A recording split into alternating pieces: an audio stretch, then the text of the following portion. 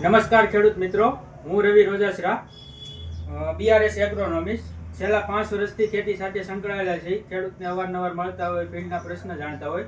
તો હાલ જસદણ તાલુકાના ખેડૂત મિત્રોની મગફળી હવે 20 થી 25 દિવસ ઊભી રહેવાની છે અને વધારે બીટી 32 હોય તો 30 થી 35 દિવસ ઊભી રહે છે. તો આ મગફળીમાં હવે છેલ્લા ફૂગનાશકમાં 1 અથવા તો 2 સ્પ્રે લાગશે.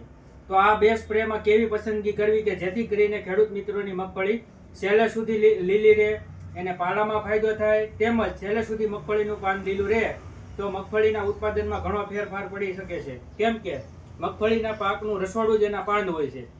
એટલે મગફળીના પાનમાં ઘેરું, ટીકા, રાતળ, સફેદ ફૂગ, મગફળીમાં નીચે પોપટા કાળા થવાનો પ્રશ્ન, આ બધા જ ઘણા પ્રશ્ન આવતા હોય છે. તો હવે એને ફૂગનાશકમાં કયા સ્પ્રે લેવા તેની માહિતી આપણે આપીશું. તો કેવા મોલિક્યુલ ખેડૂત મિત્રો વાપરી શકતા હોય છે? તો કે આ યુપીએલ કંપનીનું ટ્રીડિયમ નામ છે દવાનું.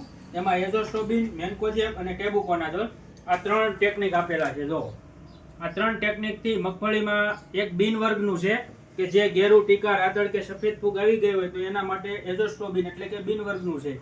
ત્યાર પછી મેન્કોજેબ છે. હાલના વાતાવરણમાં થોડો ઘણો મેઘરવો આવે છે તો તેના માટે કંટ્રોલ આપશે અને મગફળીમાં બેસવા નહીં દે. ટેબુકોનાઝોલ છે કે જે આવવા નહીં દે. કે માનો કે મગફળીમાં ઘેરું ટીકા, ઘણા ખેડૂત મિત્રોની સારવાર સારી હોય તો ઘેરું ટીકા ના હોય, તો ઘેરું ટીકા ના આવ્યા હોય એની પહેલાના 2 ટેકનિક છે. તો યુપીએલ કંપનીનું ટ્રીડિયમ પણ વાપરી શકે છે.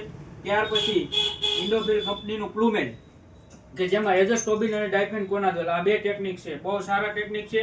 આનો પણ ઉપયોગ કરી શકે છે. ત્યાર પછી કૃષિ રસાયણ કંપનીનું ફ્લિક સુપર અને એનું બીજું જ ગ્રુપ છે એગ્રો લાઈફ સાયન્સ કે એનું સુપર ફોકસ દવા છે. ડાયમિથોમોપ ને પાયરાકોસ્ટોબિન આ 2 ટેકનિક કરાવે છે. જે મગફળીમાં ઘેરું, ટીકા, રાતળ અને આ બધામાં આ કોઈ પણ 3 દવામાંથી કોઈ પણ એક દવાનો બજારમાંથી ખરીદી અને સ્પ્રે કરી શકે છે. આનું માપ 25 ml છે પ્રતિ પંપ. 15 લીટરનો પંપ હોય. આનું માપ 80 ગ્રામ છે. જો ઘેરું, ટીકા, રાતળ આવી ગયું હોય તો પ્રતિ પંપ 80 ગ્રામ નાખીને સ્પ્રે કરી શકે છે. અને આ સુપર ફોકસનું માપ 30 ગ્રામ છે. આ મમરી સ્વરૂપમાં આવે, આ પાવડર સ્વરૂપમાં આવે અને આ લિક્વિડ સ્વરૂપમાં આવે.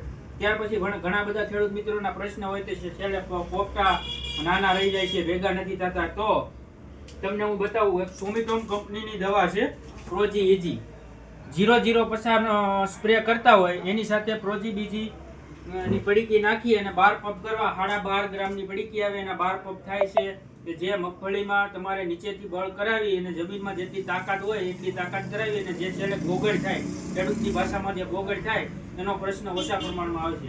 આવી અવનવી માહિતી જાણવા માટે અમારા વિડીયો જોવો, ફોલો કરો, સબસ્ક્રાઈબ કરો.